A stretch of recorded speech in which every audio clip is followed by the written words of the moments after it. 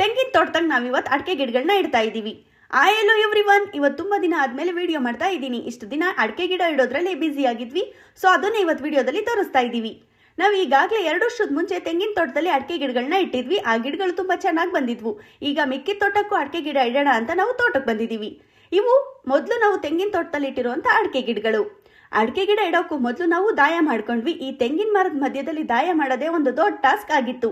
ಒಂದೊಂದು ತೆಂಗಿನ ಮರ ಒಂದೊಂದು ದಿಕ್ಕು ನೋಡ್ತಿದ್ವು. ಅವುಗಳ ನಡುವೆ ಕರೆಕ್ಟಾಗಿ ದಾಯ ಮಾಡೋ ಅಷ್ಟರಲ್ಲಿ ತಲೆನೇ ಕೆಟ್ಟೋಯ್ತು.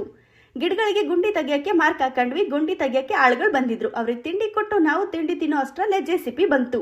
ಡ್ರಿಪ್ ಇರಿಗೇಷನ್ ಮಾಡೋಕ್ಕೆ ಟ್ರಂಚ್ ಓಡಿಸೋಕ್ಕೆ JCP ಬಂದಿತ್ತು. ಹಾಗೆ ಅದೇ ಹೊಲದಲ್ಲಿ ಬಾವಿ ಇದ್ದಿದ್ರಿಂದ ಅಲ್ಲಿ ಮರಗಳು ಜಾಸ್ತಿ ಬೆಳೆದಿದ್ವು. ನೆರಳು ಜಾಸ್ತಿ ಆಗುತ್ತೆ ಅಂತ ಮರಗಳನ್ನೆಲ್ಲ ಕೀಳ್ಸಿದ್ವಿ.